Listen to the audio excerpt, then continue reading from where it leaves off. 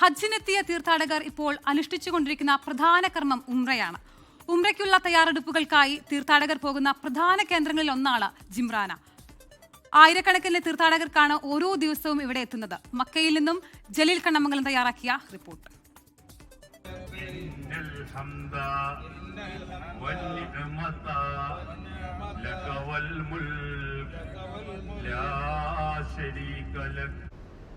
ഹജ്ജിനെത്തുന്ന തീർത്ഥാടകരിൽ നല്ലൊരു ഭാഗവും ഹജ്ജിന് മുമ്പും ശേഷവും ഉള്ള സമയങ്ങൾ പ്രധാനമായും ചെലവഴിക്കുന്നത് ഹറം പള്ളിയിൽ പോയി ഉംറ നിർവഹിക്കാനാണ്.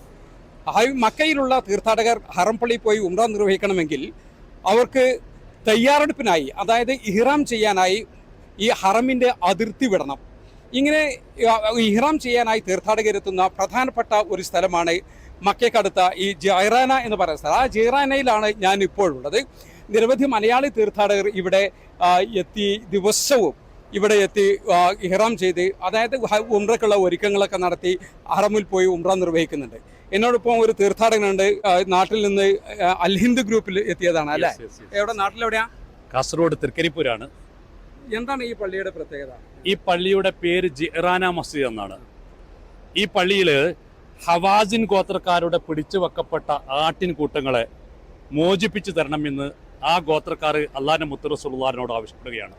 അങ്ങനെ അള്ളാഹിന്റെ മുത്ത് റസൂലുള്ളാഹി സ്വല്ലല്ലാഹു അലൈഹി വസല്ലം തങ്ങൾ ഹുനൈൻ യുദ്ധം കഴിഞ്ഞ് ഇതുവഴി തിരിച്ചു വരുമ്പോൾ ഒരു 10 ദിവസത്തോളം ഇവിടെ താമസിക്കുകയും ആ ആട്ടിൻകൂട്ടങ്ങളെ മോചിപ്പിച്ചു കൊടുക്കുകയും അതോടുകൂടി തന്നെ ആ ദിവസങ്ങൾക്കിടയിൽ ഇവിടെ വെച്ച് ഈ ജീറാൻ എന്ന് പറയുന്ന ഈ മസ്ജിദ് പരിസരത്ത് വെച്ച് ഉംറക്കായിട്ട് ഇഹ്റാം ചെയ്തു ഉംറ നിർവഹിച്ചു.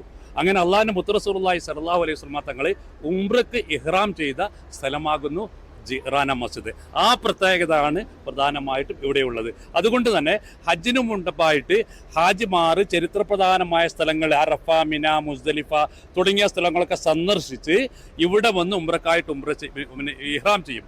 ഇവിടെ ഉംറയ്ക്ക് ഇഹ്റാം ചെയ്യുന്ന സാധാരണ നാടൻ ഭാഷയിൽ നമ്മൾ ബഡാ ഉംറ എന്ന് പറയും, ഉംറത്തുൽ അക്ബർ എന്ന് പറയും. ഒരു ഹജ്ജിന്റെ പ്രതിഫലം ഇവിടെ ഈ മീഖാത്തിൽ വെച്ച് ഉംറ ചെയ്താൽ കിട്ടുമെന്ന് മഹാന്മാർ രേഖപ്പെടുത്തിയിട്ടുണ്ട്. ഇതാണ് ഇതിന്റെ പ്രത്യേകത.